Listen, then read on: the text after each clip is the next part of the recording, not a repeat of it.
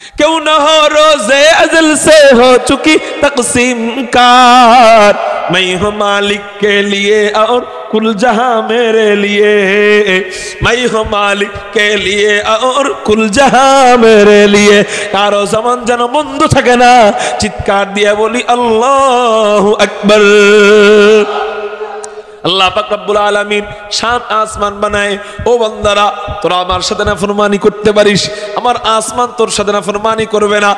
আমার সাথে তোরা নাফরমানি করতে পারিস, আমার জমিন তোর সাথে নাফরমানি করবে না।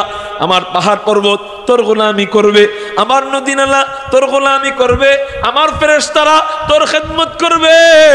ও বান্দারে, সব আমি মাওলা তোর গোলামির জন্য বরাদ্দ করলাম। আসমান আমি আল্লাহর দরকার নাই, জমিন আমি আল্লাহর দরকার নাই, ফেরেশতা আমি আল্লাহর দরকার নাই, ফেরেশতা ছাড়াও আমি আল্লাহ ছিলাম, আমার ফেরেশতার দরকার নাই। কিন্তু বান্দা, সব আমি আল্লাহ তোর গোলামের জন্য লাগাই দিলাম। এবার তোর কাজ কি? বলে তোর একটাই কাজ, তোর 3.5 হাত বডিটা আমি আল্লাহর গোলামিতে লাগাইয়া দে। তোর 3.5 হাত বডিটা যখন আমার গোলামিতে লাগাই দিবি, একটা দরজা থাকবে, দরজা তোর জন্য আমি আল্লাহ যেই রিজিক বন্টন করে রাখছি, ওই রিজিকের দরজা। ওমাইয়াত্তাকিল্লাহা ইয়াজআল লাহু মাখরাজা ওয়া ইয়ারযুকুহু মিন হাইসু লা ইয়াহতাসিব। তুই কল্পনাও করতে পারবি না আমি কোন জায়গার থেকে তোর রিজিকের ব্যবস্থা করে রাখবো, তুই কল্পনাও করতে পারবি না। কেমনে ঘুষ ছাড়া, সুদ ছাড়া তুই কল্পনা করতেছিস বেতন পাই 10,000। হুজুরে তো বলছে সুদ থেকে দূরে থাকতে, সুদ তো দিলাম ছাইড়া, এখন আমি কেমনে খাবো, কি দিয়ে বাঁচবো? আমার মেয়ের স্কুলের বেতন 5,000 টাকা, ছেলের বেতন 5,000 টাকা, বিবির মার্কেট 5,000 টাকা, সংসার চালাইতে হয় 15,000 টাকা, আমার নিজের হাত খরচ লাগে 5,000 টাকা, আমার এমনি এমনি লাইগা যায় প্রায় 40,000 টাকার মতো। এত টাকা আসবে কেমনে? হুজুরে তো বলছে সুদ খাবি না আর, ঘুষ খাবি না আর, চুরি করবি না আর। মাহফিলে বৈশা তো তালে তালে ওয়াদা দিয়ে আসলাম, কিন্তু এখন কি হবে? এখন তো সব আমি ছাইরা দিছি, আমি তো মালিকের গোলাম হয়ে গেছি, এখন আমার ওই টাকা কেমনে আসবে? আল্লাহ বলেন ওই রাস্তা আমি আল্লাহ খুইলা দিব, তুই কল্পনাও করতে পারবি না কোন জায়গার থেকে আমি আল্লাহ ব্যবস্থা করব। আমি আল্লাহ তোর রিজিক আগেই বন্টন করে রাখলাম, এখন তুই পাইতেছস না এই জন্য যে তুই আমার উপর ভরসা করস নাই, চুরির উপর ভরসা করছস, ঘুষের উপর ভরসা করছস, সুদের উপর ভরসা করছস, আমার গোলামি করস নাই, এই জন্য তোর বন্টিত রিজিক তোর কাছে সোজাসুজি আসতেছে না, চুরির মাধ্যমে আসতেছে, ঘুষের মাধ্যমে আসতেছে, সুদের মাধ্যমে আসতেছে। তুই একবার আমি আল্লাহর উপর ভরসা কইরা দেখ, আমি আল্লাহকে মহাব্বত কইরা দেখ, আমার সাথে প্রেমের সম্পর্ক গড়, আমার সাথে মহাব্বতের সম্পর্ক গড়, আমার সাথে ইশকের সম্পর্ক গড়, তো কি হবে? ওয়ারযুকুহু মিন হাইসু লা ইয়াহতাসিব। আল্লাহ আমাদেরকে এমন জায়গার থেকে রিজিক দিবে লা ইয়াহতাসিব, যা কখনো আমরা কল্পনাও করি নাই। চিৎকার দিয়া বলেন সুবহানাল্লাহ। মেরে মুহতারাম ভাইও, আমার আব্বা চিকিৎসার জন্য ইন্ডিয়া পাঠাইছিলাম, আমি নিয়ে গেছিলাম প্রথমবার, এখন পাঠাইছি আমার সফর সঙ্গীরে দিয়া। 50 লাখ টাকা লাগছে চিকিৎসা করতে, ভিতরের কিডনি অপারেশন হয়েছে, এই অপারেশনে 50 লাখ টাকার মতো খরচ হয়েছে। মালিকের উপর ভরসা করে সারা বছর বসে রয়েছি, নিয়ত করছি মনে মনে কোনো মাহফিলে কারো কাছে চাইবো না। আলহামদুলিল্লাহ কোনো মাহফিলে কারো কাছে চাই নাই। হয়তো যদি চাইতাম, না চায়া আসছে 25 লাখ, যদি চাইতাম হয়তো আসতো 40 লাখ, আরো তো লাগে 10 লাখ, কিন্তু আল্লাহর উপর ভরসা করছি। ও মালিক, বাবার চিকিৎসা করতে হবে, 50 লাখ টাকার প্রয়োজন, কেমনে দিবা জানি না, আমার মেহনত আমি করতেছি, কারো কাছে চাইবো না, শুধু মোনাজাতে তোমার কাছে চাইবো, মালিকের কাছে চাইছি। চাক্ষুষ প্রমাণ, অন্যদিকে যাইতে হবে না। আমার জীবনের ঘটে যাওয়া একটা কাহিনী আমি মনে করি কারো জীবন পরিবর্তনের জন্য ইনশাআল্লাহ যথেষ্ট হয়ে যাবে। সারা মাস বয়ান করলাম, গত বছর রমজানের সময় দেখি কি মাত্র 25 লক্ষ টাকা হইছে, সব ছাটাই বাটাই করে দেখি 25 লাখ টাকা আছে, লাগবে আরো কয় লাখ, আরো 25 লাখ। সারা বছর গাধার মতো খাটলাম, এক এক দিনে 3, 4, 5, 6টা মাহফিল পর্যন্ত করছি। জোহরের পরে শুরু করতাম, কখনো 11টা বাজে, সকাল 11টায় মাহফিল করতাম, বড় বড় মাহফিল দিনের বেলা হয়, কখনো জোহরের পরে করতাম, কখনো আসরের পরে করতাম, কখনো মাগরিবের পরে করতাম, কখনো ইশারের পরে করতাম। আজকেও আমার 3টা মাহফিল ছিল। মাগরিবের পরে ছিল মনোহরগঞ্জ ডুমুরিয়া, এরপর ইশারের পরে ছিল আপনার মনোহরগঞ্জ সরেশপুর, এখন এখানে, আগামীকালকেও 3টা। এরকম করে করে প্রতিদিন মাহফিল করতাম। শেষে দেখি মাত্র 25 লাখ টাকা। মালিকরে বললাম, মালিক তোমার উপর ভরসা করছি, আমি আর কিচ্ছু জানি না, তুমি ব্যবস্থা করে দাও। কিছুদিন পর আমেরিকা থেকে এক আল্লাহর গোলাম ফোন দেয়। কে সে? তার নাম মিন্টু সাহেব। কে সে? বলে আমার নানির ছাত্রীর বোনের বান্ধবীর জামাই। কি বললাম? আমার নানির ছাত্রী নাম হলো তহুরা খালামণি, তার বোন নাম আসমা খালামণি, তার বান্ধবীর জামাই। কত দূর না কাছে? আবার বাংলাদেশের পুরা বিপরীতে আমেরিকা, পুরা পৃথিবীর এক সাইডে আমরা, এক সাইডে তারা। হ্যাঁ, ওমাই ইয়াত্তাকিল্লাহ ইয়াজআল লাহু মাখরাজা। আল্লাহ পাক রব্বুল আলামিনকে যারা ভয় করার মতো ভয় করবে, আল্লাহ তাদের রাস্তা খুলে দিবেন। ওয়ারযুকুহু মিন হাইসু লা ইয়াহতাসিব। কেমনে যে রিজিক আনবে এটা আমি আপনি কল্পনা করতে পারবো না। আপনি বলতে পারেন, হুজুর তাহলে কি আপনি মুত্তাকি বান্দা হয়ে গেছেন কিনা? বলে না, আমি তো কমি না, আমার মতো পাপী কোনো মুসলমান হয়তো নাই। মুত্তাকি বান্দা না ঠিক, কিন্তু একটা গুণ আমি এটা বলতে পারি, আমি সাহস কইরা একটা গুণ আমি অর্জন করছি ওই সময়, সেটা হলো তাওয়াক্কুল, ভরসা। আল্লাহর উপর ভরসা করছি। আল্লাহ কেমনে ব্যবস্থা করছে? ফোন দিয়া বলে, আপনার আব্বার ডায়ালাইসিসে মাসে কত টাকা যায়? আমি বললাম, কিডনির আগে একটা ডায়ালাইসিস করতে হয়, এটা হলো অস্থায়ী একটা চিকিৎসা, স্থায়ী চিকিৎসা নয়। ডায়ালাইসিস করতে হয়, মাসে প্রায় 60 থেকে 70 হাজার টাকা যায়। আমি আপনাকে এক মাসের ডায়ালাইসিসের খরচ দিলাম, 70,000 টাকা দিলাম। শুনছি আপনার আব্বা আল্লাহওয়ালা মানুষ, নেন আপনি এটা দিয়ে কাজ করেন। আমি ডায়ালাইসিস করলাম। কিছুদিন পর আবার সে ফোন দেয়, টাকা পয়সা তো চান না। আমি বলি, আমার চাওয়ার অভ্যাস নাই। আমারে বলতেছে, বলছি ওই যে উনি প্রথমে আবার বলছিল টাকা পাঠায় দিয়া, বলছে কিছু লাগলে আমাকে বললেন। মনে মনে কই, কিছু কত দিবা? আর নাইলে আরেক মাসের ডায়ালিসিসের টাকা নাইলে দিবা, তো আমার ওই কিছু ঘোড়ার ডিম চাই লাভ কি? আমি মালিকের কাছে চাই, দেখি পাই কিনা। আমাদের ওই অল্প টল্প টাকা চাওয়ার দরকার নাই, যখন লাগে মালিকের কাছে চাই, মালিক বড় কইরাই দিয়া দেয়। এরে মুহতারাম ভাইও, ওলামায়ে কেরামরা বেতন পায়, মাদ্রাসায় পড়ায়, হুজুর সংসার চলে কেমনে? মাত্র 7,000 টাকা বেতন পান। বলে আলহামদুলিল্লাহ। ওলামায়ে কেরামদের বেতন বাড়া হইলে নাইলে আর 2-3 হাজার, 5 হাজার, 7 হাজারই নাইলে বাড়তো। আমরা ওই দিকে তাকাই না, আমরা মালিকের কাছে চাই। যখন যা দরকার হয় আল্লাহ পাক রব্বুল আলামিন আমাদেরকে সম্মানের সাথে সেই হাজাত পূরণ করে দেন। কোন আলেমের ফ্যামিলি দেখবেন না না খায়া মরছে, বরং আলেমদেরকে আল্লাহ এমন ভাবে খাওয়ায়। আপনার 14 ফ্যামিলির ভিতরে এমন খাওয়ান দেখেন নাই। একদিন আইসেন, ইমাম সাহেবের মসজিদে ঢুকেন, বললেন হুজুর দুপুরবেলা আপনার সাথে আমি খাবো। দেখবেন আরে সুবহানাল্লাহ, এমন বাদশাহী খাবার আসছে। খাদেমের এক বাটি, মুয়াজ্জিনের আরেক বাটি, ইমাম সাহেবের আরেক বাটি, এই 3 বাটি যখন খোলা হয় পুরা রোম ভইরা যায়। আর জানা নাকি জায়গিরের ওই খানাটা পাঠায়। এরা মনে মনে ভাবে প্রতিদিন তো আর খাওয়াই না, সপ্তাহে একদিন খাওয়াই অথবা মাসে একদিন খাওয়াই, তো হুজুর মানুষ দোয়া করবে নে। হুজুর একজন দেয় 5 টুকরা। সুবহানাল্লাহ। এই রিজিক দেওয়ার মালিককে নিজে খায়, আবার বিবির জন্য ঘরের মধ্যে পাঠায়, তারপরেও শেষ হয় না। ও মেরে মুহতারাম ভাই, এই তো বললাম ইমামদের অবস্থা। আর আমাদের অবস্থা কি?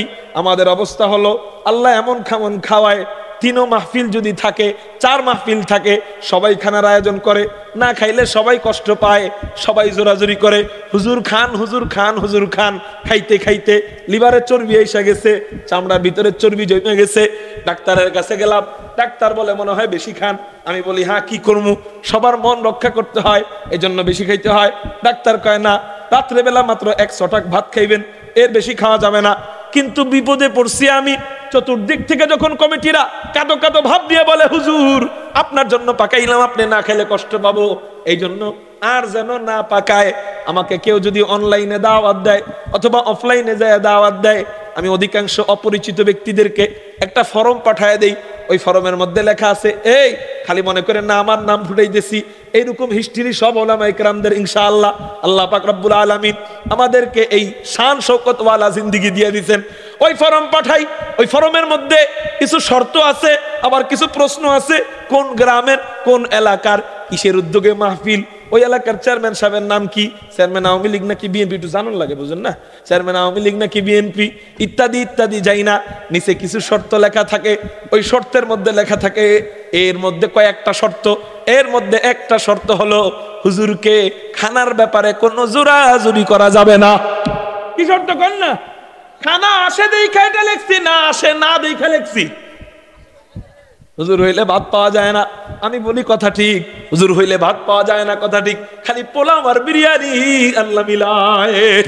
এই জন্য যেখানে এই যে আজকে ভাত দিছে, ভাতের সাথে দিছে গরুর গোস্ত, মুরগির গোস্ত, বড় বড় চিংড়ি মাছ, এরপর আরো ভর্তা, ওগুলা ধরিয়েও নাই। কোন রকম মুরগির গোস্ত জোর করছে, এই জন্য এক টুকরা নিছি, বাকি পুরাটা ভাত খাইছি শুধু লাউ দিয়া। কি দিয়া? শুধু লাউ দিয়া। এই যারা খাওয়াইছে তারা জানে, শুধু লাউ। গরুর গোস্তের জায়গায়, মুরগির জায়গায়, বাকিগুলা বাকি জায়গায়। জোর করছে দেখাই এক পিস মুরগি নিছি, এরপর আরেক পিস চিংড়ি মাছ নিছি। বাকি পুরা ভাত আমার চলছে শুরু থেকে শেষ পর্যন্ত লাউ দিয়া। বলে আমরা যখন নিম্ন খানা পাই আরো খুশি হই, ভালো ভালো খানা এত খাইতে মনে চায় না। ও মিয়া, এটা কেন বলতেছি? বলে আল্লাহর উপর ভরসা করেন, দুনিয়াকে লাথি মারেন, দুনিয়া আপনার পা জড়ায় ধরবে। আপনি যদি দুনিয়াকে জড়ায় ধরেন, দুনিয়া আপনাকে লাথি মারবে। দুনিয়াকে লাথি মারেন, আল্লাহর পিছনে ছোটেন, তাহাজ্জুদের পিছনে ছোটেন, সুন্নতের পিছনে ছোটেন, সিজদায় পড়ে পড়ে মাওলার কাছে কান্দেন, মাওলা পাকের কুদরতি কদমের সামনে থাকেন, তো কি হবে? মান কানা লিল্লাহ কানাল্লাহু লাহ। যে আল্লাহর জন্য হবে, আল্লাহ তার জন্য হয়ে যাবে। আল্লাহ যখন ওই বান্দার জন্য হয়ে যাবে, সমস্ত দুনিয়া তার গোলাম হয়ে যাবে। এই হিস্ট্রিগুলা কেন বলতেছি? বলে আপনিও দুনিয়াকে জড়ায় ধরবেন, দুনিয়া আপনাকে লাথি মারবে, এটা দুনিয়ার নিয়মই। আপনি কাউকে মহব্বত করবেন, সে আপনাকে লাথি মারবে। কিন্তু মালিক, এই মালিক এমন মালিক, আপনি যত মহব্বত কইরা এক হাত অগ্রসর হইবেন, মালিকের রহমত আপনার দিকে 10 হাত অগ্রসর হবে। ওই যে ঘটনা মনে আছে নি? কোনটা বলতেছিলাম? ফোন দিছে, বলে হুজুর কিছু তো চান না। আমি বলি ভাই, চাওয়ার অভ্যাস নাই আমাদের, মা বাপ ওই কথা মানে চাওয়া জিনিসটা আমাদেরকে শিখায় নাই, চাওয়ার অভ্যাস নাই। কয় হুজুর এটা তো অস্থায়ী চিকিৎসা, ডায়ালাইসিস করে কয়দিন চলবেন, নিয়ত কি কিছু করছেন নি কিডনি পাল্টানোর? আমি কই যে খরচ, ওই নিয়ত করলেও কি সম্ভব নাকি? উনি বলতেছে হুজুর খরচ কত? আমি বললাম ইন্ডিয়া নিয়ে যদি করি কমপক্ষে 50 লাখ যাবে। হুজুর আপনারা পারবেন কত? আমি কইছি আমি দিমু 20। কত? বাকি 5 লাখ আমাদের বাড়িতে মাদ্রাসা আছে, মাদ্রাসার জন্য, বাড়ির হাত খরচের জন্য, এবং আমরা ইন্ডিয়া থেকে আসার পরে ফুত্তুর হয়ে যাই যদি, এই জন্য কমপক্ষে 5 লাখ রেখে যাওয়া দরকার না? আমি বললাম আমি পারবো 20, এর বেশি আমার ক্ষমতা নাই। ওই ব্যক্তি বলতেছে জীবনে আপনারা তো আমার ওয়াজ শুনছেন, ওয়াজ শুনে আর কতটুকু বা মহব্বত করছেন? আপনাকে যদি কই আমার গাড়ির গ্লাসের টাকাটা দেন, তাও তো দিবেন না। কিন্তু ওই আমেরিকার উনি আমার জীবনে বয়ানও শুনে নাই, খালি এতটুক জানছে যে ওনার ছেলে একজন দিনের দায়ী, এবং যেই হুজুর অসুস্থ ওই হুজুর একজন আল্লাহওয়ালা মানুষ। উনি আমারে বলতেছে, কয় বাবা যাও তুমি 20 লাখ টাকা দিয়ে নামো, বাকি সব ব্যবস্থা আমি করতেছি।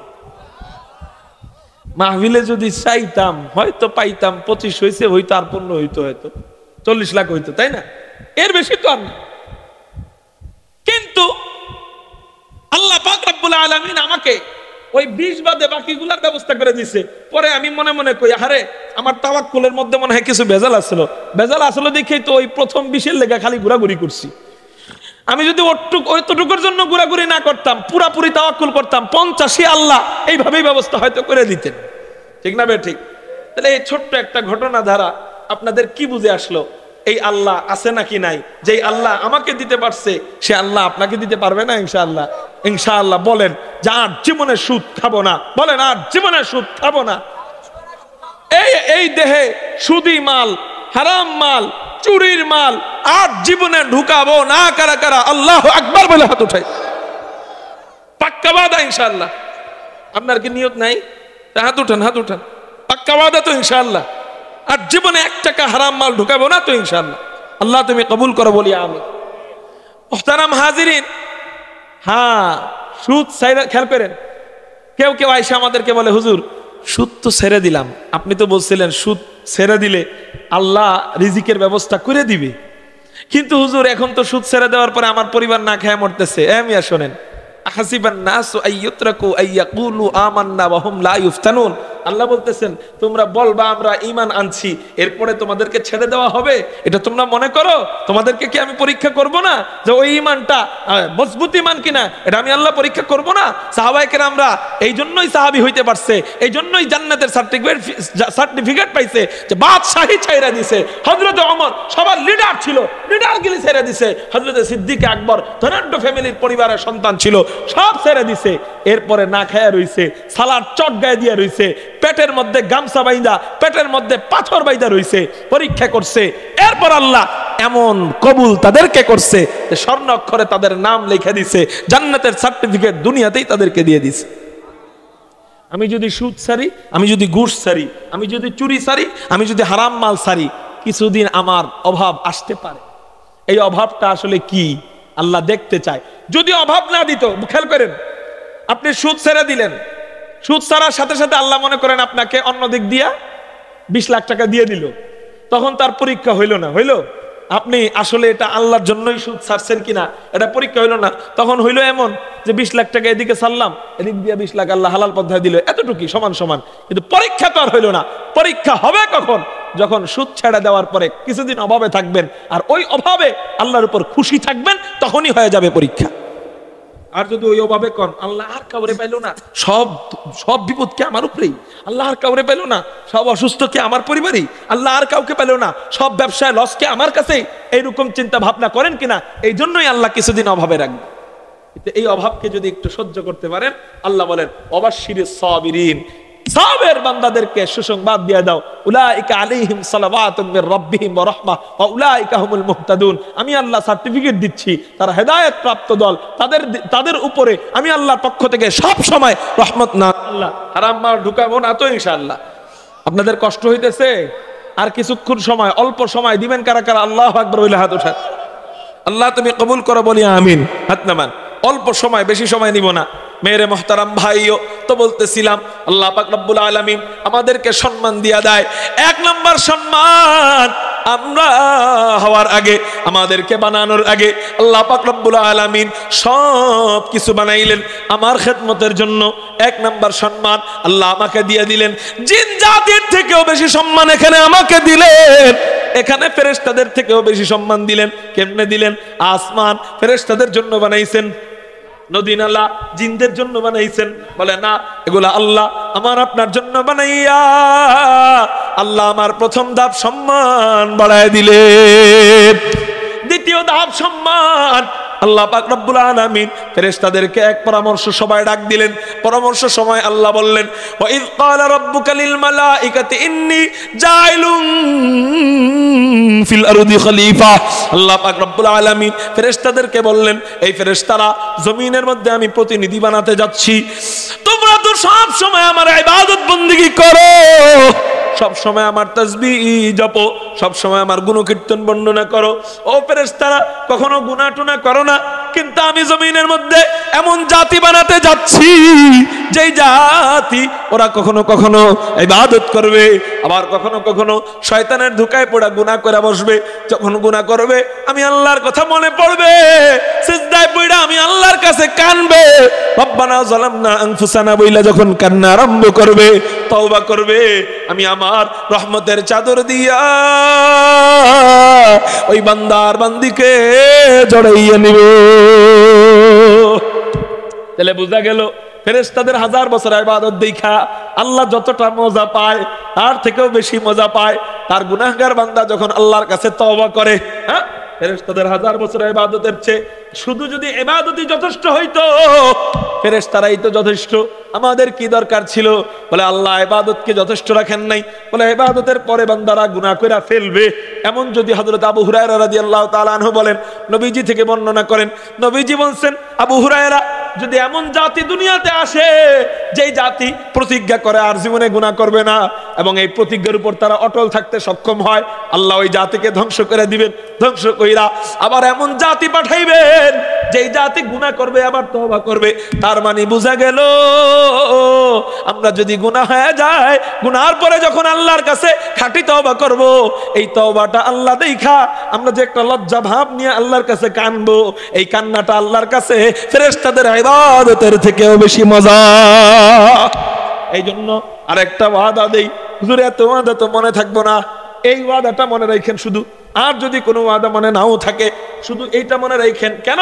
বলে এই ওয়াদাটাই আপনাকে জান্নাতের দিকে নিয়ে যাবে, এই ওয়াদাটা আপনাকে অন্যান্য গুনার থেকে দূরে নিয়ে আসবে। সেটা হইল যখনই গুনাহ হয়ে যাবে, যেই জায়গায় গুনাহ হয়ে যাবে সাথে সাথে ওই জায়গায় খাঁটি নিয়তে তওবা করব। কেন ওই জায়গায় করতে হবে? কেন? বলে জমিন আমার বিরুদ্ধে সাক্ষী দিবে।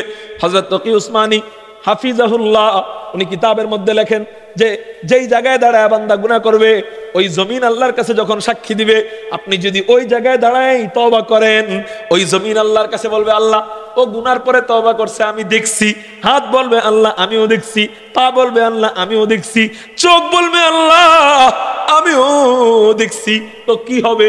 আল্লাহ পাক রব্বুল আলামিন বলেন উলাইকা ফাউলাইকা ইউবাদদিলুল্লাহু আনহুম সাইয়্যাতিহিম হাসানাত। তওবা করার পরে কি হবে? পিছনের গুনাহগুলোকে আল্লাহ তওবার উসিলায় পরিবর্তন করে নেকিতে রূপান্তরিত করে দিবেন। বলে এরকম করে করে যদি দিনে কোটিবার গুনাহ করেন আর কোটিবার খাঁটি তওবা করেন, যুবকদের অভ্যাস হলো হুজুর সারাদিন একসাথে গুনাহ করে রাত্রে তওবা করুননি, এই হলো অভ্যাস। বলে না, তওবার নিয়ম এটা না। অনেকের অভ্যাস একবারে বুড়াকালে তওবা করুননি, কারণ তওবা করলেই তো নামাজ পড়তে হয়, এই একটা ভাব আসে। বলে না না না, একবারে বুড়াকালে তওবা করতে করতে তো মারাও যাইতে পারো তওবার আগে। এই জন্য তওবার নিয়ম এটা না। গুনাহ ছাড়া কঠিন, তওবা করা কোনো কঠিন না। যখনই গুনাহ হয়ে যাবে তওবা করব খাঁটি নিয়তে, তো কি হবে? কি হবে? বলে আল্লাহ পাক রব্বুল আলামিন ওই তওবাকে যখন একবার কবুল করে ফেলবেন আর তখন গুনাহ করতে মনে চাইবে না। আব্বাকে বলছে আব্বা আজকে অপরাধ করছি, মাফ করে দাও, আর করব না।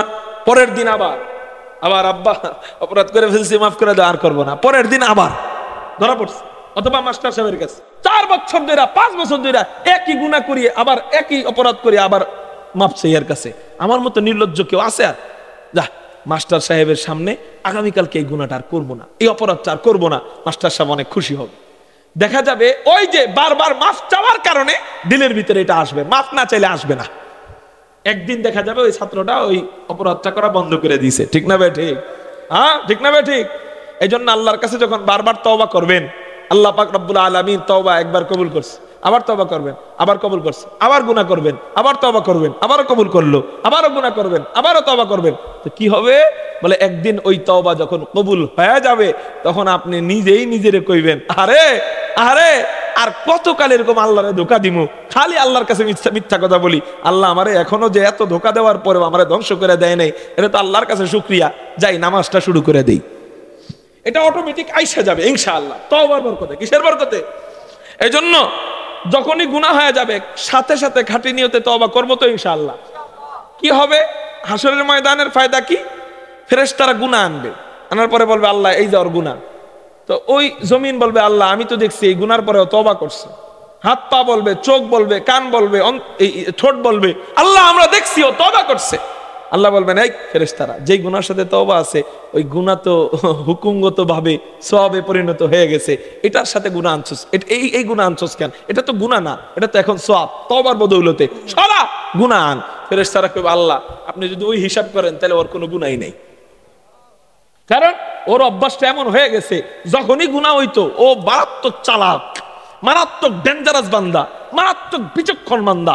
ও গুনাহ করতো ঠিক, বহুত গুনাহ, কিন্তু সাথে সাথে তওবা করে আপনার কাছে ওলি হয়ে যেত। আল্লাহ বলবে তাহলে আর কি করার, যা যা যা কানাত লাহুম জান্নাতুল ফিরদাউসি নুজুলা, জান্নাতুল ফিরদাউসে ঢুকায় দে। এই জন্য ভাই যখনই গুনাহ হবে সাথে সাথে উঠেন কেল্লে গারে ভাই বুঝি না কিছু, ওয়াজ শেষ করে দিমু, এগুলো আমাদের জানার দরকার আছে না? এটা অভ্যাসে পরিণত করব। যখনই গুনাহ হয়ে যাবে দেরি করব না, এটা নিয়ত করব না যে হুজুর এই যে মোবাইলের মধ্যে প্রথম পর্বের নাটক দেখতেছি, একবারে আল্লাহ মাফ করে দিও, একবারে দ্বিতীয়টা দেখা, দ্বিতীয় পর্ব আসবে পরশুদিন, সেটা দেখা একবারে তওবা করব না, এমন না। যদি দেখা ফালান, সাথে সাথে তওবা করবেন। তওবা 3 জিনিস নিয়ে তওবা করতে হয়। কয় জিনিস? অতীত, কাল কয় প্রকার? অতীত, বর্তমান, ভবিষ্যৎ। অতীতের জন্য লজ্জিত হওয়া, আল্লাহ আমি যেই গুনাহটা অতীতে করছি আমি লজ্জিত। বর্তমানে মাফ চাই, আল্লাহ তোমার কাছে মাফ চাচ্ছি। ভবিষ্যৎ, আল্লাহ ভবিষ্যতে এই গুনাহটা আর জীবনে করব না। বুঝতে পারছেন আমার কথাটা? এই 3টা জিনিস একত্রিত কইরা তওবা করলে, বান্দা যদি কোটিবার গুনাহ করে, কোটিবার এরকম তওবা করে, আল্লাহ কোটিবার ওই বান্দাকে আল্লাহর ওলি বানায় দিবেন, নিষ্পাপ শিশু বানায় দিবেন। তাহলে ভাই এই তওবাটা মরণের আগ পর্যন্ত জীবনে যদি না ভুলি, কারা কারা রাজি আছেন তওবাটা করব ইনশাআল্লাহ? রাজি আছেন ইনশাআল্লাহ? আল্লাহ তুমি কবুল করো, বলি আমিন। হাত দাবাত। মুহতারাম হাজিরিন, লম্বা হয়ে যাচ্ছে, আর লম্বা করব না, 10 মিনিটের মধ্যে আমি শেষ করে ফেলার চেষ্টা করব ইনশাআল্লাহ। আমার এখানে বুঝানোর যে মাকসাদ, সেই মাকসাদে ঢুকতে পারতেছি না। আপনারা যদি একটু মনোযোগ দিয়ে শোনেন, বসেন, এই মাকসাদে মানে আমার এই বলার উদ্দেশ্যগুলো আমি শেষ করতে পারবো, না হয় হয়তো পারবো না। আল্লাহ আমাদেরকে সম্মান দিচ্ছেন। কি দিচ্ছেন? আল্লাহ পরামর্শ সবাই ডাক দিলেন, বলে এবার খেয়াল করেন, আল্লাহ জান্নাত বানাইছেন, কোন পরামর্শ করেন নাই। জাহান্নাম বানাইছেন, পরামর্শ করেন নাই। নদী নালা বানাইছেন, পরামর্শ করেন নাই। পাহাড় পর্বত বানাইছেন, পরামর্শ করেন নাই। চন্দ্র সূর্য বানাইছেন, পরামর্শ করেন নাই। কিন্তু আল্লাহ পাক রব্বুল আলামিন মানুষদেরকে বানাইতে যাইয়া পরামর্শ কেন করলেন? বলে ও মানুষ, আমি আল্লাহর তো পরামর্শের দরকার নাই, আমি পরামর্শ করে যা করি তাও ঠিক, পরামর্শ ছাড়া যা করি তাও ঠিক, কিন্তু পরামর্শ কেন করলাম? বলে ও মানুষ, তোর ইজ্জত, তোর দাম, তোর মান, তোর মাকাম, তোর মর্যাদা আমি আল্লাহ সমস্ত মাখলুকদের চোখে বাড়ানোর জন্য, তোর সম্মান বাড়ানোর জন্য আমি আল্লাহ স্পেশাল ভাবে পরামর্শের ব্যবস্থা করে দিলাম। আল্লাহ আমাদেরকে দ্বিতীয় ধাপে সম্মান দিলেন। বলে ও বান্দা, শুধু তাই না, আমি আল্লাহ তোরে আরো সম্মান দিব। বলে ও মালিক, কি সম্মান দিবেন? 3 নাম্বার সম্মান দিব।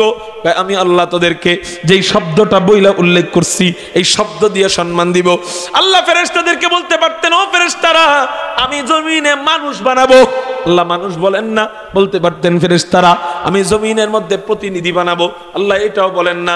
আল্লাহ বলেন ইন্নী জাইলুন ফিল আরদি খলিফা, আমি জমিনে, আল্লাহ দ্বিতীয় কথা বলতে পারতেন জমিনের মধ্যে আমার বান্দা বানাবো, কিন্তু এটা বলেন না। আল্লাহ বলেন ইন্নী জাইলুন ফিল আরদি খলিফা, আমি আমার প্রতিনিধি বানাবো। চিৎকার দিয়ে বলেন সুবহানাল্লাহ। আল্লাহ আমাদেরকে আল্লাহর প্রতিনিধি বলছেন, এর চেয়ে দামি কথা আর কি? আল্লাহ জিনদেরকে খলিফা বলেন না, আল্লাহ ফেরেশতাদেরকে খলিফা বলেন না। আল্লাহ আমাকে আপনাকে খলিফা বইলা আমার ইজ্জত আরো এক ধাপ বাড়াইয়া দেয়। 4 নাম্বার সম্মান দিয়া দেয়। ফেরেশতারা আল্লাহকে বলেন, আল্লাহ পরামর্শ সবাই, ক্বালু আতাজালু ফিহা মান ইউফসিদু ফিহা ওয়া ইয়াসফিকুদ দিমা ওয়া নাহনু নুসাব্বিহু বিহামদিকা ওয়া নুকদ্দিসু লাক। আল্লাহ আপনি জমিনে কাদেরকে বানাবেন? আপনি কি তাদেরকে বানাবেন যারা জমিনের মধ্যে রক্তপাত করবে, ফিতনা ফাসাদ করবে? আল্লাহ ওদেরকে বানানোর কোনো প্রয়োজন নাই। ও মওলাই কারীম রে, আমরাই তো আপনার গুণকীর্তন বর্ণনার জন্য যথেষ্ট। আল্লাহ পাক রব্বুল আলামিন বলেন, এই ফেরেশতারা পরামর্শ সবাই, পরামর্শ প্রত্যেকেই দেওয়ার অধিকার রাখে, কিন্তু রায় দেনেওয়ালা হয় একজন। আমি আল্লাহ নিজে রায় দিচ্ছি আমার বান্দার পক্ষে, তোদের বিপক্ষে। শোন, ক্বালা ইন্নী আ'লামু মা লা তা'লামুন, আমি আল্লাহ যেটা জানি এটা তোরা জানোস না। চিৎকার দিয়ে বলেন সুবহানাল্লাহ। আমি আল্লাহ মানুষদেরকে বানাবোই বানাবো। আল্লাহ সিদ্ধান্ত নিলেন। কয়টা সম্মান দিয়ে দিলেন? ফেরেশতারা আমার পক্ষে বলছেন না বিপক্ষে? এতটুক মনে রেখেন, ফেরেশতাদের বিপক্ষে বলাটা আল্লাহ এখনো দূর করে নাই। বিপক্ষে ওই যে আমাদের ফেরেশতাদের মন থেকে একটা আক্ষেপ দিয়ে বিপক্ষে বলছে, ওই আক্ষেপ এখনো দূর করে নাই। এদিক দিয়ে আল্লাহ আমাদের পক্ষে কইছে না বিপক্ষে? আল্লাহ আমাদের পক্ষে বইলা সম্মান আরো এক ধাপ বাড়ায় দিলেন না কমায় দিলেন? বাড়ায় দিলেন। দেখেন খালি ধাপে ধাপে সম্মান। মানুষ জ্ঞানী বুদ্ধিমানকে আল কাইয়িসু মান দানা নাফসাহু, যে নিজেকে নিজে চিনে। আজকে তুমি যদি নিজের দাম নিজে বুঝতা, এত দামি দেহকে পর নারী, যেই নারীর পেট ফাললে 2.5 কেজি পায়খানা বের হয়, ওই নারীর পিছনে এত দামি দেহকে ঘুরাইতা না। তুমি যদি নিজের দাম নিজে বুঝতা, এত দামি দেহকে জাহান্নামের আগুনে পুড়াইতা না। আজকে নিজের দাম নিজে জানবো ইনশাআল্লাহ। আল্লাহ আমাদের পক্ষে রায় দিয়ে আমাদের সম্মান দিলেন। ফেরেশতারা এবার বলেন, আল্লাহ আপনি মানুষদেরকে বানাবেন কি দিয়া? আপনি এক একটা জিনিস এক এক ধাতু দিয়ে বানাইছেন। তাফসীরের কিতাবের মধ্যে পাইলাম আল্লাহ প্রথম আসমান বানান হলুদ জামরুদের পাথর দিয়া, দ্বিতীয় আসমান বানান সাদা রূপা দিয়া, তৃতীয় আসমান বানান লাল স্বর্ণ দিয়া, চতুর্থ আসমান বানান আবারও সাদা রূপা দিয়া, পঞ্চম আসমান আল্লাহ বানান আবারও লাল ইয়াকুতের পাথর দিয়া, ষষ্ঠম আসমান আল্লাহ বানান সবুজ জামরুদের পাথর দিয়া, সপ্তম আসমান আল্লাহ কোন পাথর দিয়া বানান না, কোন স্বর্ণ রূপা দিয়া বানান না, সপ্তম আসমান আল্লাহ নূর দিয়া বানান। বলে আল্লাহ এক একটা জিনিস এক এক ধাতু দিয়ে বানাইছেন। ও মাওলাই কারীম রে, আপনি মানুষদেরকে কি দিয়ে বানাবেন? আল্লাহ পাক রব্বুল আলামিন বলেন, আমি আমার মানুষদেরকে সবচেয়ে দামি বস্তু, দামি ধাতু মাটি দিয়া বানাবো। চিৎকার দিয়া বলেন সুবহানাল্লাহ।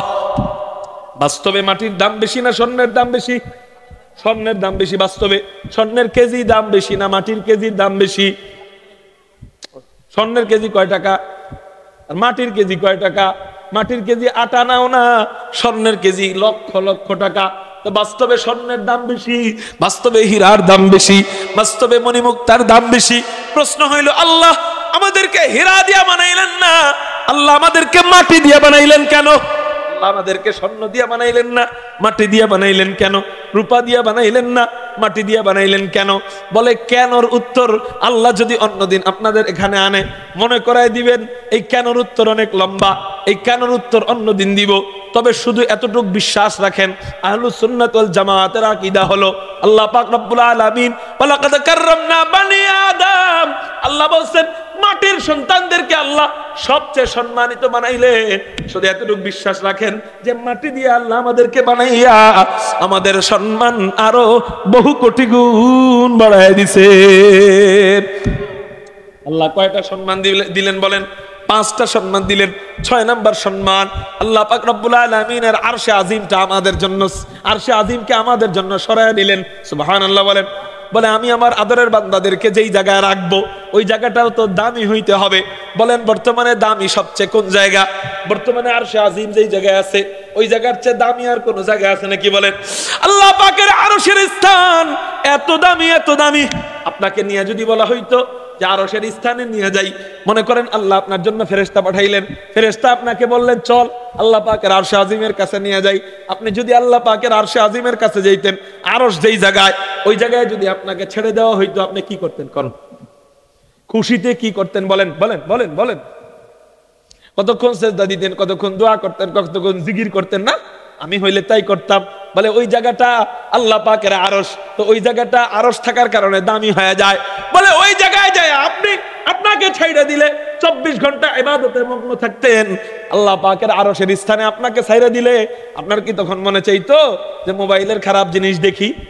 ওখানে থেকে মনে চাইতো টিভির খারাপ জিনিস দেখি? ওখানে থেকে মনে চাইতো সুদ খাই? বলেন। ওখানে থেকে মনে চাইতো নামাজ কাজা করি? মনে চাইতো? ওখানে থেকে মনে চায় না। বলে এখানে থেকে মনে চায়, অথচ দামের দিক দিয়া এই জায়গাটা ওই আরশে আজিমের জায়গার চেয়ে একটু কম না। কেমনে? বলে আল্লাহ পাকের আরশে আজিম আগে ছিল কোথায়? আল আরশু আলাল মা, পানির উপরে আল্লাহ পাকের আরশ ছিল। আল্লাহ সিদ্ধান্ত নিলেন আমার আরশটা এই জায়গায় থাকার কারণে এই জায়গা দামি হয়ে গেছে। এই দামি জায়গা আমি আমার দামি বান্দাদেরকে রাখবো। আমি আমার আরশকে সরায় নিলাম, পানির উপরে জমিন বানাইয়া আমার দামি বান্দাদেরকে আমার পূর্বের আরশের জায়গায় রাখবো। চিৎকার দিয়া বলেন সুবহানাল্লাহ। তাইলে আল্লাহ আমাকে দামি জায়গায় রাখছে না কম দামি জায়গায়? বর্তমান আরশ যেখানে ওই জায়গায় ছেড়ে দিলে গুনাহ করেন না, আর আরশ আগে এখানে ছিল এই জায়গায় ছেড়ে দিলে কেন গুনাহ করেন? কোন এটা বুঝার বিষয়। এটা নিয়ে লম্বা বয়ান, আমি ওইদিকে যাবো না, শুধু হেডলাইন গুলো বলতেছি। আল্লাহ আমাদেরকে সম্মান বাড়ায় দিলেন আরো এক ধাপ। 6 নাম্বার সম্মান দিলেন। বলে আমি আমার জায়গা ছেড়ে দিলাম, আরশটারে নিয়ে গেলাম, নিয়ে ওই জায়গাটা বান্দার জন্য নিযুক্ত করলাম, বরাদ্দ করলাম। এরপর আল্লাহ পাক রব্বুল আলামিনের আদেশে পৃথিবী জমিন বানানো হয়। ওই জমিনের উপরের চামড়াকে বলা হয় আদিম, ওই আদিম থেকে আল্লাহ আব্বাজান আদমকে বানায়। চিৎকার দিয়া বলেন সুবহানাল্লাহ। মেরে মুহতারাম ভাইও, এবার আল্লাহ পাক রব্বুল আলামিন বলে, ও বান্দা, তোদেরকে এতটুকু সম্মান দিয়ে ক্ষান্ত হতে মনে চায় না, আমি আল্লাহ আরো সম্মান দিব। ও মালিক, আরো কি সম্মান দিবেন? ফেরেশতারা আল্লাহকে বলেন, আল্লাহ, মানুষদেরকে কি আপনি কোন বইলে বানাইবেন কিনা? ওয়া ইযা আরাদা শাইআন আইয়াকুলা লাহু কুন ফায়াকুন। আল্লাহ পাক রব্বুল আলামিন যখন যা বানাইতে মনে চায়, আল্লাহ শুধু বলেন কুন, হয়ে যা, আর সাথে সাথে ফায়াকুন হয়ে যায়। তা আল্লাহ, ফেরেশতারা বলতেছেন, আল্লাহ, আপনি মানুষদেরকে কি কোন বইলা বানাইবেন কিনা? আল্লাহ বলেন, না না না, আমি মানুষদেরকে কোন বইলা বানাবো না। আসমান বানাইছেন কোন দিয়া, জমিন বানাইছেন কোন দিয়া, চন্দ্র সূর্য বানাইছেন কোন দিয়া, নদী নালা বানাইছেন কোন দিয়া, পাহাড় পর্বত বানাইছেন কোন দিয়া, আরশে আজিম নিজের আরশটা বানাইছেন, কুদরতি হাত লাগান নাই, কোন দিয়া বানাইছেন? জান্নাত বানাইছেন, কুদরতি হাত লাগান নাই, কোন দিয়া বানাইছেন? কিন্তু আমি আমার আদরের মাখলুকদেরকে কোন দিয়া বানাবো না, আমি আমার আদরের মাখলুকদেরকে আমার পরিপূর্ণ প্রেম আর ভালোবাসা দিয়া, আমার কুদরতি হাত দিয়া আদর কইরা কইরা বানাবো। আলহামদুলিল্লাহ মান কদ্দারা খাইরান ওয়া খাবালা। কষ্ট হইতেছে মনে হয় অনেক না? আলহামদুলিল্লাহ মান কদ্দারা খাইরান ওয়া খাবালা ওয়াশ শুকরু লিমান সাওয়ারা হুসনান ওয়া জামালা, ওয়াশ শুকরু লিমান সাওয়ারা হুসনান ওয়া জামালা। বলেন না আলহামদুলিল্লাহ। এবার আল্লাহ পাক রব্বুল আলামিন নিজের কুদরতি হাত দিয়া বানাবেন বইলা আমাদেরকে 7 নাম্বার সম্মান দিয়া দিলেন।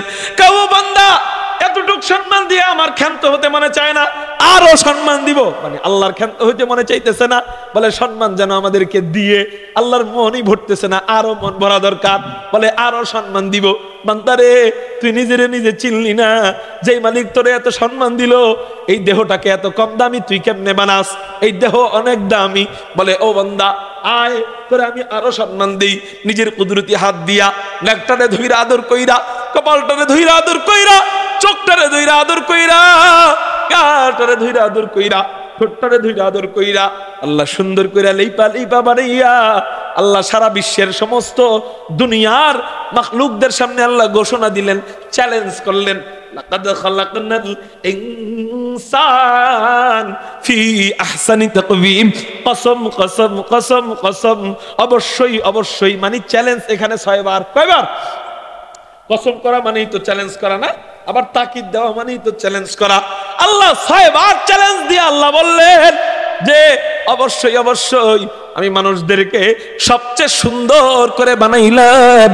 চিৎকার দিয়া বলেন সুবহানাল্লাহ। এখন প্রশ্ন হইল, আল্লাহ মানুষদেরকে সবচেয়ে সুন্দর করে বানাইছেন, হ্যাঁ? বলে আসলেই সবচেয়ে সুন্দর করে বানাইছেন। ও প্রিয়তমা, তোমার চেহারা অনেক সুন্দর। কত সুন্দর? পূর্ণিমার চাঁদের মতো সুন্দর। আমি বলি, কিসের সাথে কি তুলনা দাও? কই মানুষের চেহারা আর কই পূর্ণিমার চাঁদ? এক কাজ করো, যদি পূর্ণিমার চাঁদ তোমার এত ভালো লাগে, মানুষের চেহারা ভালো না লাগে, তোমার প্রিয়তমার চেহারাটা কাইটটা পূর্ণিমার চাঁদ একটা আইনা বসায় দাও। বর্তমানে তো বসায় দেওয়া সহজ, মোবাইলের এডিটিং সিস্টেম আছে, AI সফটওয়্যার আছে, শুধু ওখানে মুখ দিয়ে বলবা চেহারা কাটটা চাঁদ বসো, দেখবে যে বৈশা গেছে।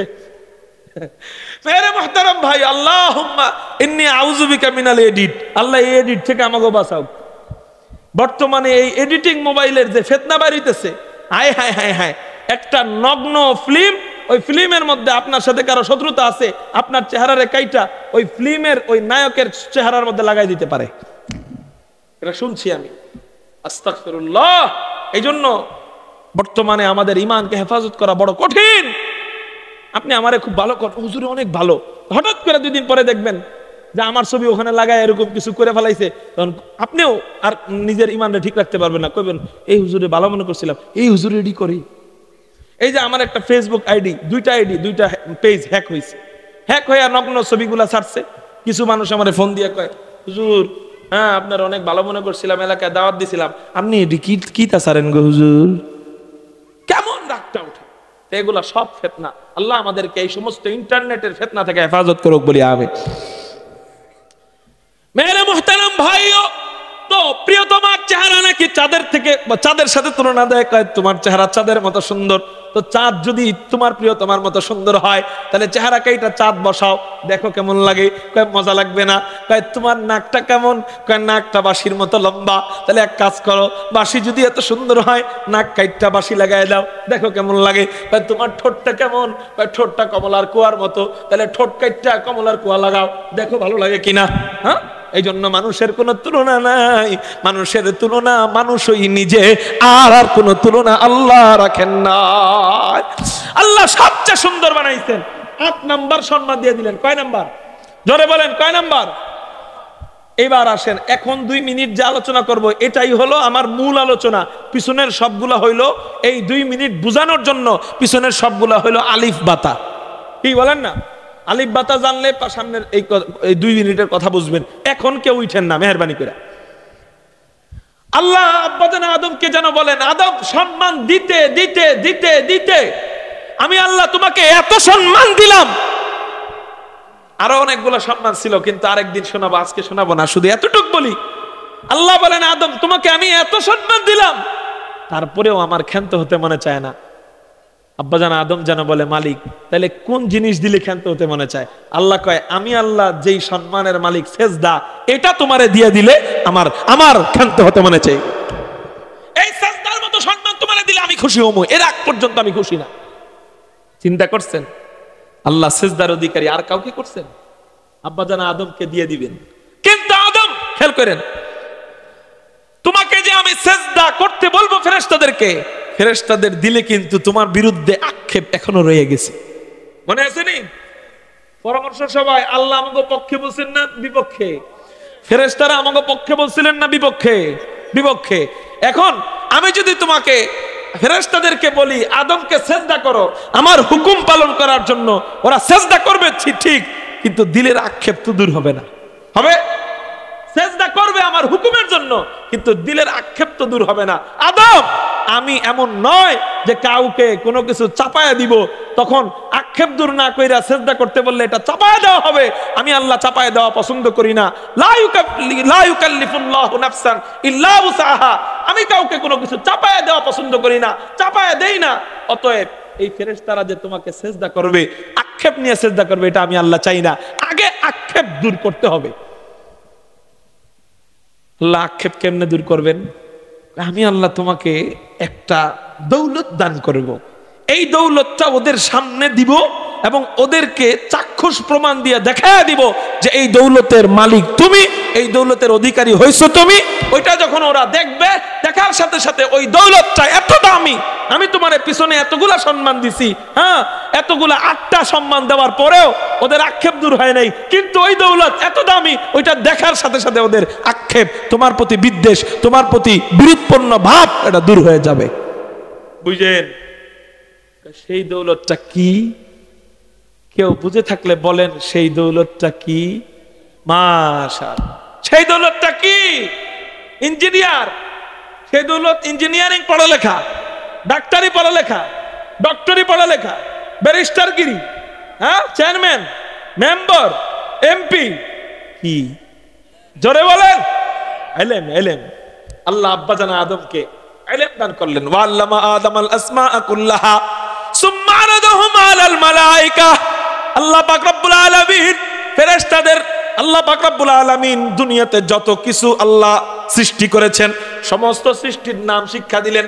তাফসীরে রুহুল বায়ান, তাফসীরে রুহুল মায়ানের মধ্যে পাওয়া যায় ওই সমস্ত নামের গুণাগুণ, বৈশিষ্ট্য, সিফাত সমূহ, ওই সমস্ত নাম কাদেরকে রাখা হয়, কেন রাখা হয়, নাম রাখার কারণ কি, ওই নামগুলা কোন ভাষার, এইগুলা শিক্ষা তো দিলেনই, বরং আল্লাহ পাক রব্বুল আলামিন আব্বাজান আদমকে 7 লক্ষ ভাষার হাফেজ বানায় দিলেন। কয় লক্ষ ভাষার হাফেজ বানাইলেন? মানে 7 লক্ষ ভাষার হাফেজ বানানোর পর আল্লাহ ফেরেশতাদেরকে প্রতিযোগিতা অনুষ্ঠানে ডাক দিলেন। এই ফেরেশতারা ফাকালা আম্বিউনি বিআসমাইহা উলাই ইন কুনতুম সাদিকিন। এই ফেরেশতারা তোমরা যে দাবি করছিলা যে আদমকে বানানোর দরকার নাই, এই দাবিকে যদি সঠিক মনে করে থাকো তাহলে তোমরা ওই সমস্ত জিনিসের নাম বলো। ফেরেশতারা এবার নাম বলা আরম্ভ করে। নাম বলতে বলতে বলতে বলতে একজন সামনে যায়, নামের ইলম শেষ হয়ে যায়, চলে যায় পিছনে, আরেকজন সামনে যায়, আরেকজন আসে, নামের ইলম শেষ, পিছনে চলে যায়, নামের ইলমকে আপনি চারটিখানি ইলম মনে করেন না। ফেরেশতারা এক একজন দাঁড়ায় দাঁড়ায় বছরের পর বছর নামের ইলম জাহির করছে। 1 মিনিট কেউ নাম বলতে পারে না। 1 মিনিট কেউ সহজে নাম, আপনি নাম মুখস্থ করে 1 মিনিট 2 মিনিট 3 মিনিট সর্বোচ্চ 10 মিনিট নাম বলতে পারবেন, অথবা 1 ঘন্টাই পারবেন, তাহলে 24 ঘন্টাই পারবেন, এর বেশি তো আর না। কিন্তু ফেরেশতারা বছরের পর বছর নাম বলে, শুধু নাম। যেমন কথার কথা, আমাদের নবীজির নাম মুহাম্মদ, তার পিতার নাম আব্দুল্লাহ, তার পিতার নাম আব্দুল মুত্তালিব, তার পিতার নাম হাশিম, তার পিতার নাম আব্দে মানাফ, তার পিতার নাম কুসাই, তার পিতার নাম কিলাব, তার পিতার নাম মুররাহ, তার পিতার নাম কাব, তার পিতার নাম লুই, তার পিতার নাম গালিব, তার পিতার নাম ফিহর, তার পিতার নাম মালিক, তার পিতার নাম নাজার, তার পিতার নাম কিনানা, তার পিতার নাম খুজাইমা, তার পিতার নাম মুদরিকা, তার পিতার নাম ইলিয়াস, তার পিতার নাম মুদার, তার পিতার নাম নিজার, তার পিতার নাম মাদ, তার পিতার নাম আদনান, তার পিতার নাম উদাদা, তার পিতার নাম মুকব্বিম, তার পিতার নাম নাহুর, তার পিতার নাম তাইরাহা, তার পিতার নাম ইয়ানুব, তার পিতার নাম ইয়াসজুব, তার পিতার নাম নাবিদ, তার পিতার নাম ইসমাঈল, তার পিতার নাম ইব্রাহিম, তার পিতার নাম আজার, তার পিতার নাম নাহুর, তার পিতার নাম সারুক, তার পিতার নাম রাউ, তার পিতার নাম ফালাখ, তার পিতার নাম খাইবার, তার পিতার নাম শালাখ, তার পিতার নাম আরফাকশাস, তার পিতার নাম সাম, তার পিতার নাম হযরতে নূহ আলাইহিস সালাতু ওয়াস সালাম। এই মাত্র আধা মিনিট নাম বললাম, এতেই চিৎকার দিয়ে আল্লাহু আকবার কোন, অথচ ফেরেশতারা বছরের পর বছর নাম কয়। সুবহানাল্লাহ। আমি কইলাম মাত্র কয় মিনিট গেল, আধা মিনিট থেকে 1 মিনিট, এতেই অবাক। অনেকে অবাক হওয়ারই কথা যে এত নাম, আরে বাবারে বাবা কেমনে পারে? মুখস্থ করার বদৌলতে পারি, তো মুখস্থ আপনি করলে আপনিও পারবেন, এটা ব্যাপার না, কিন্তু একদিন শুধু নাম কইতে পারবেন? ফেরেশতারা রাত যায় দিন যায় নাম বলতে বলতে বলতে বলতে একজনের ইলম শেষ, আরেকজন সামনে আসে ইলম শেষ, আরেকজন সামনে আসে ইলম শেষ, এই করতে করতে কোটি কোটি কোটি কোটি ফেরেশতা। বলে আল্লাহ কত কোটি ফেরেশতা বানাইছেন? বলে আল্লাহ পাকের যে, আল্লাহ পাক রব্বুল আলামিনের যে আরশে আজিমটা আছে, এই আরশে আজিমটা ফেরেশতারা তাওয়াফ করতেছে। কি করতেছে বলেন না? হাদিসের মধ্যে পাওয়া যায় ওই আরশে আজিমকে একবার জীবনে যেই ফেরেশতা তাওয়াফ করছে, ওই ফেরেশতা দ্বিতীয়বার আর চান্স পায় না। মানে এত কোটি ফেরেশতা একজনে তাওয়াফ কইরা চলে গেছে, তার আর সিরিয়াল আসে না। এত কোটি ফেরেশতা আল্লাহ বানাইছেন। বলে এই কোটি কোটি ফেরেশতারা নাম বলে, মাগার নামের ইলম সবার যখন শেষ, আল্লাহ বলে আদম এবার তোমার ইলম স্টার্ট করো। আব্বাজান আদম ইলম স্টার্ট করা আরম্ভ করে, নাম বলতে বলতে বলতে বলতে বলতে বলতে বলতে বলতে সব ফেরেশতারা মিলে যতগুলা নাম বলছে তার থেকেও বেশি নাম যখন আব্বাজান আদম অতিক্রম কইরা বলা আরম্ভ করে, ফেরেশতারা তখন বলে হায় হায়, কার ব্যাপারে বিরোধপূর্ণ বিদ্বেষপূর্ণ, কার ব্যাপারে অভিযোগপূর্ণ মনোভাব রাখছি, হায় হায় না না না, আল্লাহ যা করেন ভালোর জন্যই করেন। ক্বালু সুবহানাকা লা ইলমা লানা ইল্লা মা আল্লামতানা ইন্নাকা আনতাল আলিমুল হাকীম বইলা আল্লাহ পাকের কুদরতি কদমে সিজদায় পড়া যায়। আল্লাহ বলেন এই ফেরেশতারা এইবার কি আদমের প্রতি কোনো অভিযোগ আছে কিনা? ফেরেশতারা বলে মাওলা অভিযোগ থাকলে সিজদা দিলাম কেন? অভিযোগ থাকলে আপনারে সিজদা দিলাম কেন? আল্লাহ কয় এবার অভিযোগ যেহেতু নাই, ভালোবাসা যেহেতু আসছে, এখন মাথা ওঠা মাথা ওঠা, সিজদা এই মুহূর্তে আমাকে নয় ওদিকে ফির, কিছুক্ষণের জন্য তোরা আমার আদরের মাখলুক আদমকে সিজদা করা আরম্ভ কর। লা দিদ্দা ওয়ালা নিদ্দা ওয়ালা হাদ্দা লিমাওলা, লা দিদ্দা ওয়ালা নিদ্দা ওয়ালা হাদ্দা লিমাওলা, লা কুফুয়া ওয়ালা বিলদা ওয়ালা আম্মা ওয়াকালা, লা কুফুয়া ওয়ালা বিলদা ওয়ালা আম্মা ওয়াকালা। চিৎকার দিয়া বলেন না আল্লাহু আকবার। ওয়াজ আমার মনে হয় আর ভাঙন দরকার নাই, বুঝে গেছেন আপনারা। এইটা যদি বুঝে থাকেন এবার উত্তর দেন। আল্লাহ পাক রব্বুল আলামিন সিজদার মতো, যেই সিজদার অধিকারী একমাত্র আল্লাহ, এই সিজদার অধিকারী কিছুক্ষণের জন্য বানায় দেয় কিসের বদৌলতে? জোরে বলেন কিসের বদৌলতে? ইলমের বদৌলতে। তাহলে এটার ফলাফল বহুত কিছুই দাঁড়ায়, কিন্তু একটা ফলাফল আপনাদের কাছে বলি, আমি যদি আমার সন্তানকে আলেম বানাই, এই মালিক ইলমের বদৌলতে আদমকে এত সম্মান দেয়, সেই মালিক এখনো আছে নাকি নাই? আমি যদি আমার ছেলে এবং মেয়েকে আলেম আলেমা বানাই তো কি হবে? ফেরেশতাদেরকেই আল্লাহ বলবেন ওই বাচ্চাটা আমার কাছে এত দামি, ও এখনো আলেম হয় নাই, ও আলেম হইতে মাদ্রাসায় যাইতেছে, এখনো আলিফ শিখে নাই, ও আলিফ শিখতে মাদ্রাসায় যাইতেছে, ওই বাচ্চাটা আমি আল্লাহর কাছে কত দামি কত দামি? বলে এত দামি সেজদা যদিও আমি এখন করতে বলবো না, কিন্তু এমন একটা সম্মান করতে বলবো যেই দামি সম্মানের উপরে কোনো সম্মান হইতে পারে না। সেই সম্মানটা কি?